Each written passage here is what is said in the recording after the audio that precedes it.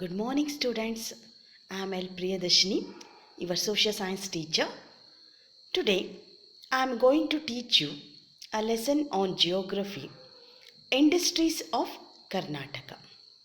Okay, children, in the previous class, we have studied about the transport system of Karnataka. So, in this chapter, let us study about industries of Karnataka. The main objectives of this chapter are the importance of the industries of Karnataka, the major industries regions of Karnataka, the distribution and production of iron and steel industry, cotton textile, sugar, cement and paper industries. Bangalore, India's main information technology industrial center. These are some objectives we are going to study in this chapter. Dear students, growth of industries play an important role in the development of any state in the country. Our state has this great opportunity. ಮಕ್ಕಳೇ, ಯಾವುದೇ ದೇಶ ಅಭಿವೃದ್ಧಿ ಆಗಬೇಕು ಅಂತಂದರೆ ಆ ದೇಶದಲ್ಲಿ ಎಷ್ಟು ಮಟ್ಟಿಗೆ ಇಂಡಸ್ಟ್ರೀಸ್ಗಳಿವೆ ಅನ್ನೋದು ಕೂಡ ಇಂಪಾರ್ಟೆಂಟ್ ಆಸ್ಪೆಕ್ಟ್ ಅಂತ ಅನಿಸುತ್ತೆ. ಈ ಎಲ್ಲ ಪೂರಕವಾದಂಥ ಅಂಶಗಳನ್ನು ನಾವು ನಮ್ಮ ರಾಜ್ಯದಲ್ಲಿ ನೋಡ್ಬೋದು. ಹಾಗಾದರೆ ಯಾವುದೇ ಒಂದು ಇಂಡಸ್ಟ್ರಿ ಎಸ್ಟಾಬ್ಲಿಷ್ ಆಗಬೇಕಾದ್ರೆ ಆ ರಾಜ್ಯದಲ್ಲಿ ಏನೇನು ಇರಬೇಕು ಅಂತಂದ್ಬಿಟ್ಟು ಏನೇನು ಇರಬೇಕಾಗುತ್ತೆ? ನಮ್ಮ ರಾಜ್ಯದಲ್ಲಿ ಏನಿದೆ? Due to the presence of abundant minerals. In our state we see abundant minerals that we are already studied in the previous chapters. Which are the minerals which are available in our state? The first aspect is the abundant mineral. The second one is the raw materials. Raw materials is also abundant in our state. Ideal climate. Ideal climate means good climate for the establishment of industry. Sufficient water. Water is also a very important aspect, children. That is play a very important role in the establishment of any industry. The next one is the good transport system.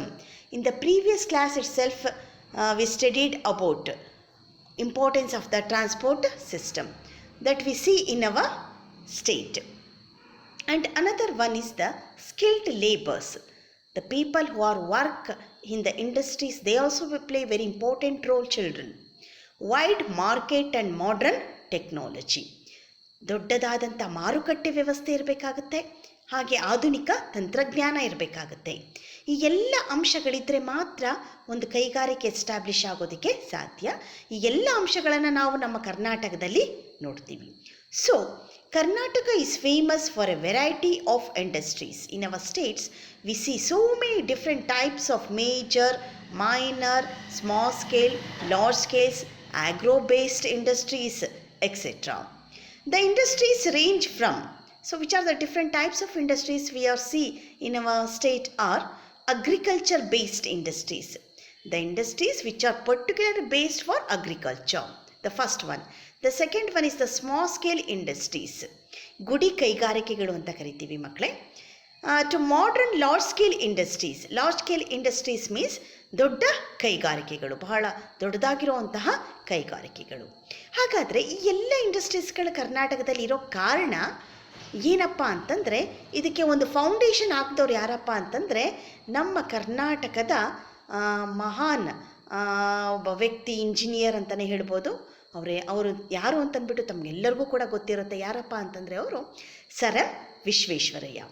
So children, sir M Visvesvaraya's contribution to the development of industries in Karnataka is remarkable. He laid the major foundation for the development of our industries. Okay. Believing in the motto, industrialize or perish, he laid the foundation for many industries in the state. Has a motto ಅಂತಂದರೆ ಅವ್ರದ್ದು ಒಂದು ಗುರಿ ಇತ್ತು. ಏನಪ್ಪ ಅಂದರೆ, ಯಾವುದೇ ಒಂದು ದೇಶ ಅಭಿವೃದ್ಧಿ ಆಗಬೇಕು, ಯಾವುದೇ ಒಂದು ರಾಜ್ಯ ಅಭಿವೃದ್ಧಿ ಆಗಬೇಕು ಅಂತಂದರೆ ಆ ರಾಜ್ಯದಲ್ಲಿ ಇಂಡಸ್ಟ್ರೀಸ್ಗಳು ಇರಲೇಬೇಕು ಅಂತಂದ್ಬಿಟ್ಟು ಈ ನಿಟ್ಟಿನಲ್ಲಿ ಇವರು ಅನೇಕ ಇಂಡಸ್ಟ್ರೀಸ್ಗಳಿಗೆ ಫೌಂಡೇಶನ್ ಆಗ್ತಾರೆ. After the hydro electric power generation centre was started at Shivanasamudra in 1902, many industries producing essential goods and products for daily use came into existence. ಮಕ್ಕಳೇ, 1902ರಲ್ಲಿ ಬಿಫೋರ್ ಇಂಡಿಪೆಂಡೆನ್ಸ್, ನಮಗಿನ್ನೂ ಆವಾಗ ಸ್ವಾತಂತ್ರ್ಯ ಸಿಕ್ಕಿರಲಿಲ್ಲ.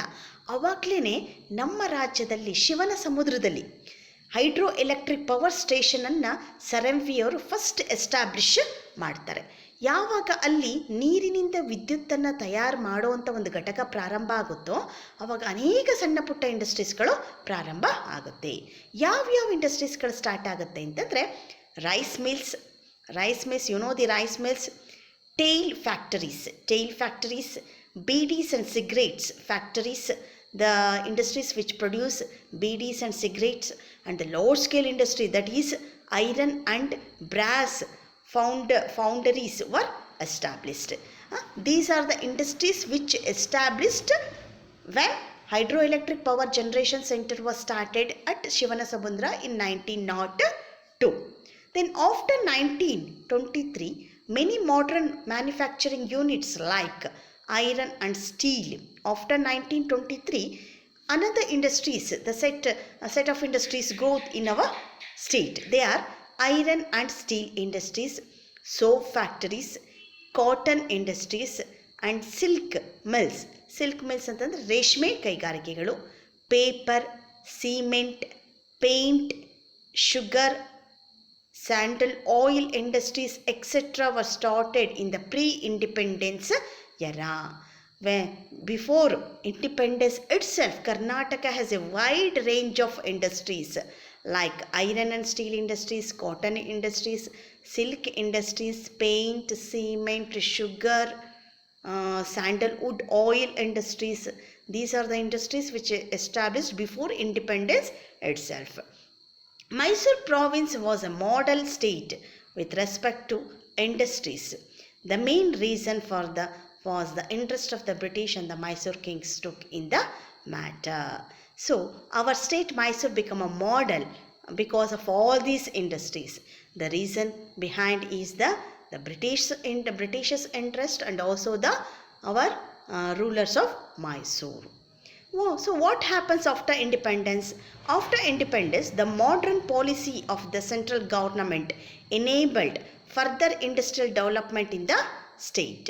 ಸ್ವತಂತ್ರ ಸಿಕ್ಕಿದ ಮೇಲೂ ಕೂಡ ನಮ್ಮ ರಾಜ್ಯದಲ್ಲಿ ಅನೇಕ ಇಂಡಸ್ಟ್ರೀಸ್ಗಳು ಪ್ರಾರಂಭ ಆಗ್ತವೆ. As a result many more factories were established. For instance, ಯಾವ್ಯಾವ ಇಂಡಸ್ಟ್ರೀಸ್ಗಳು ಎಸ್ಟಾಬ್ಲಿಷ್ ಆಯಿತು ಅಂತಂದರೆ manufacture of aeroplanes, engineering, machine tools, ಏರೋಪ್ಲೇನನ್ನು ಮ್ಯಾನುಫ್ಯಾಕ್ಚರ್ ಮಾಡುವಂಥ ಇಂಡಸ್ಟ್ರೀಸು, ಇಂಜಿನಿಯರಿಂಗ್ ಟೂಲ್ಸ್ಗಳನ್ನು ಮ್ಯಾನುಫ್ಯಾಕ್ಚರ್ ಮಾಡುವಂತಹ ಇಂಡಸ್ಟ್ರೀಸ್ಗಳಾಗಿರ್ಬೋದು, HMT ಅಂತ ಕರಿತೀವಿ, ಹಾಗೆ BIET ಅಂತ ಕರಿತೀವಿ ಮಕ್ಕಳೇ. ಹಾಗೆ ಮತ್ತು ಯಾವುದಪ್ಪ ಅಂತಂದರೆ BIEL ಅಂತ ಕರಿತೀವಿ. ವಾಚಸ್ಸನ್ನು ಪ್ರೊಡ್ಯೂಸ್ ಮಾಡುವಂಥ ಇಂಡಸ್ಟ್ರೀಸ್ ಆಗಿರ್ಬೋದು. ಹಾಗೆ ಐರನ್ ಆ್ಯಂಡ್ ಸ್ಟೀಲ್ ಇಂಡಸ್ಟ್ರೀಸ್, ದೊಡ್ಡ ಮಟ್ಟದಲ್ಲಿ ತಯಾರು ಮಾಡುವಂಥ ಇಂಡಸ್ಟ್ರೀಸ್, ಕಬ್ಬಿಣ ಮತ್ತು ಉಕ್ಕಿನ ಕೈಗಾರಿಕೆಗಳು, ಅಲ್ಯೂಮಿನಿಯಮನ್ನು ಪ್ರೊಡ್ಯೂಸ್ ಮಾಡುವಂಥ ಇಂಡಸ್ಟ್ರೀಸ್ಗಳು. ಹಾಗೆ ಇನ್ಫಾರ್ಮೇಷನ್ ಟೆಕ್ನಾಲಜಿ, ಮಾಹಿತಿ ತಂತ್ರಜ್ಞಾನ ಇಂಡಸ್ಟ್ರೀಸ್ಗಳಿವೆ ನಮ್ಮ ರಾಜ್ಯದಲ್ಲಿ. ಎಲೆಕ್ಟ್ರಾನಿಕ್ ಇಂಡಸ್ಟ್ರೀಸ್ಗಳಿವೆ. ಹಾಗೆ ಬಯೋಟೆಕ್ನಾಲಜಿ ಇಂಡಸ್ಟ್ರೀಸ್, ಜೈವಿಕ ತಂತ್ರಜ್ಞಾನವನ್ನು ಬಳಸಿಕೊಂಡು ಅನೇಕ ವಸ್ತುಗಳನ್ನು ತಯಾರು ಮಾಡುವಂಥ ಇಂಡಸ್ಟ್ರೀಸ್ಗಳು ಕೂಡ ಕರ್ನಾಟಕದಲ್ಲಿ ಇವೆ ಮಕ್ಕಳೇ. ಸೊ ಒಂದೊಂದನ್ನೇ ತಿಳ್ಕೊಳ್ತಾ ಹೋಗೋಣ. The first one is the iron and steel industry. Karnataka occupies the pride of place by being the first state in South India to establish an iron and steel factory. Sir M. Visvesvarayya's foresight enabled an iron and steel industry be set up at Bhadravati in Shivamogga district in 1923. ನಮ್ಮ ಕರ್ನಾಟಕ ಇಡೀ south ಇಂಡಿಯಾದಲ್ಲಿ first iron steel industry establish ಮಾಡಿದಂಥ ರಾಜ್ಯ ಆಗಿದೆ. ಇದಕ್ಕೆ ಕಾರಣ sir M V ಅವರು ಆಗಿದ್ದಾರೆ. ಎಲ್ಲಿ ಎಸ್ಟಾಬ್ಲಿಷ್ ಆಯಿತು, ಯಾವಾಗ ಆಯಿತು? 1923ರಲ್ಲಾಯಿತು. ಶಿವಮೊಗ್ಗ ಜಿಲ್ಲೆಯ ಭದ್ರಾವತಿಯಲ್ಲಿ ಪ್ರಾರಂಭ ಆಯಿತು. ಸೊ ದಟ್ ದ ರಿಚ್, ಅಲ್ಲಿ industry, iron and steel industry establish ಅದಕ್ಕೆ ಕಾರಣ ಏನಪ್ಪ ಅಂದರೆ, so that the rich and abundant iron ore deposits in the Baba Budangiri Hills to be utilised. Baba Budangiri ಪರ್ವತ ಶ್ರೇಣಿಗಳಲ್ಲಿ ಸಿಗುವಂತಹ ಐರನ್ ಮತ್ತು ಸ್ಟೀಲ್ಗೆ ಬೇಕಾಗುವಂಥ ರಾ ಮೆಟೀರಿಯಲ್ಗಳು ಕಾರಣ ಆಯಿತು. ಹಾಗೆ this factory was named as Mysuru iron and steel industry limited, MSIL. ಈ ಒಂದು ಇಂಡಸ್ಟ್ರಿಗೆ MSIL ಅಂತಂದ್ಬಿಟ್ಟು ನಾಮಕರಣ ಮಾಡಲಾಯಿತು. MSIL ಅಂತಂದರೆ Mysore iron and steel industry. ಇದಾದ ಮೇಲೆ later on it was handed over to the steel authority of India limited, SAIL. ಇದನ್ನು ನಮಗೆ ಸ್ವತಂತ್ರ ಬಂದ ಮೇಲೆ ಇದನ್ನು ಕೇಂದ್ರ ಸರ್ಕಾರದವರು ಈ ಒಂದು ಇಂಡಸ್ಟ್ರಿಯನ್ನು ತಮ್ಮ ಒಂದು ಅಥಾರಿಟಿಗೆ ತೆಗೆದುಕೊಳ್ತಾರೆ 1989ರಲ್ಲಿ. ಹೀಗೆ ಆವಾಗ ಈ ಒಂದು ಇಂಡಸ್ಟ್ರಿಗೆ ಮರುನಾಮಕರಣವನ್ನು ಕೂಡ ಮಾಡಲಾಯಿತು. ಏನಂತ ಕರೀತಾರೆ ಇವತ್ತು ಅಂತಂದರೆ, today it is known as Visvesvaraya iron and steel industry, VISL ಅಂತ ಕರೀತಾರೆ. ಸೊ ಮಕ್ಕಳೇ, ನಮ್ಮ ರಾಜ್ಯದಲ್ಲಿ ಪ್ರಪ್ರಥಮ ಬಾರಿಗೆ ಪ್ರಾರಂಭವಾದಂಥ ಐರನ್ ಆ್ಯಂಡ್ ಸ್ಟೀಲ್ ಇಂಡಸ್ಟ್ರಿ ಯಾವುದಪ್ಪ ಅಂತಂದರೆ ಭದ್ರಾವತಿಯಲ್ಲಿ ಸ್ಟಾರ್ಟ್ ಆಗಿದ್ದು 1923. ಅದನ್ನು ಇವತ್ತು ನಾವು Visvesvaraya iron and steel industry ಅಂತ ಕರಿತೀವಿ. ಇದು ಗೌರ್ನಮೆಂಟ್ ಓನ್ಡ್ ಆಗಿರುವಂತಹ ಇಂಡಸ್ಟ್ರಿ ಆಗಿದೆ. ಈ ಇಂಡಸ್ಟ್ರಿಗೆ ರಾ ಮೆಟೀರಿಯಲ್ಗಳು ಎಲ್ಲೆಲ್ಲಿಂದ ಬರುತ್ತೆ? The iron ore necessary for this factory is supplied from the Kemmangundi ಹಿಲ್ಸಲ್ಲಿ ಸಿಗುವಂತಹ ಐರನ್ ಓರ್ ಇದಕ್ಕೆ ಸಪ್ಲೈ ಆಗುತ್ತೆ ಮಕ್ಕಳೇ. ಹಾಗೆ ಲೈಮ್ ಫ್ರಮ್ ಬಂಡಿಗುಡ್ಡ ಅನ್ನೋ ಒಂದು ಪರ್ವತ ಶ್ರೇಣಿಯಿಂದ ಲೈಮ್ ಅಂದರೆ ಸುಣ್ಣದ ಕಲ್ಲು ಸಿಗುತ್ತೆ. Water from the Bhadra river, water ಅಂತಂದರೆ ನೀರು, ಭದ್ರಾ ನದಿಯಲ್ಲಿ ಹರಿಯೋದ್ರಿಂದ ಆ ನೀರನ್ನು ಅಲ್ಲಿ ಬಳಕೆ ಮಾಡಲಾಗುತ್ತೆ. ಹಾಗೆ ಮ್ಯಾಂಗನೀಸ್ ಫ್ರಮ್ ದ ಸಂಡೂರಿನಿಂದ ಮ್ಯಾಂಗನೀಸನ್ನು ಪ್ರೊವೈಡ್ ಮಾಡಲಾಗುತ್ತೆ. In the beginning firewood was used for the blast furnace. After the Sharavathi hydro power generating station was established, hydroelectricity began to be used at present. A special variety of steel and pig iron are produced. ಮೊದಲು ಇಲ್ಲಿ blast ಫರ್ನೆನ್ಸ್ ಅನ್ನೋ ಒಂದು ತಂತ್ರಜ್ಞಾನದಿಂದ ಐರನನ್ನು produce ಮಾಡಲಾಗ್ತಾ ಇತ್ತು. But ಈಗ ಶರಾವತಿಯಿಂದ ಉತ್ಪಾದನೆ ಆಗುವಂತಹ ವಿದ್ಯುತ್ತನ್ನು ಬಳಸ್ಕೊಂಡು ಒಂದು ಸ್ಪೆಷಲ್ ವೆರೈಟಿಯಾದಂಥ ಐರನ್ ಮತ್ತು ಪಿಗ್ ಐರನ್ ಅನ್ನೋ ಒಂದು ಐರನನ್ನು ಇಲ್ಲಿ ಪ್ರೊಡ್ಯೂಸ್ ಮಾಡಲಾಗುತ್ತೆ ಮಕ್ಕಳೇ. This factory is a purely government factory. ಭದ್ರಾವತಿಯಲ್ಲಿರುವಂಥ ಫ್ಯಾಕ್ಟ್ರಿ ಅಥವಾ ಇಂಡಸ್ಟ್ರಿ ಏನಿದೆ ಅದು government owned iron and steel factory ಆಗಿದೆ.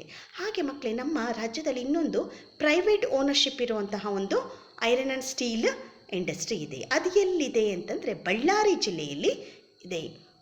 Another important iron and steel industry of Karnataka is the private sector owned. That industry is in Ballari. ಅದರ ಹೆಸರೇನಪ್ಪ ಅಂತಂದರೆ Jindal Vijayanagara steel limited. It was established in 2001. Another private sector iron and steel industry is there. It is in Jindal. It is called as Jindal Vijayanagara Steel Limited. It is established in 2001 at Thorangal in Ballari district. Using the latest Corex technology, it produces iron and steel. In this industry there is one new technology is used, that is Corex technology. Through this Corex technology the iron and steel is produced in this industry, dear children. So today we studied about importance of industries in Karnataka, different industries which are established in Karnataka, and one of the important industry is the iron and steel industry. In next class we shall study another different types of industries which are there in our state. Okay children, if you have any doubts, so now I am conclude my lesson. If you have any doubts, so please ask me or call me and clear your doubts. Okay, thank you children.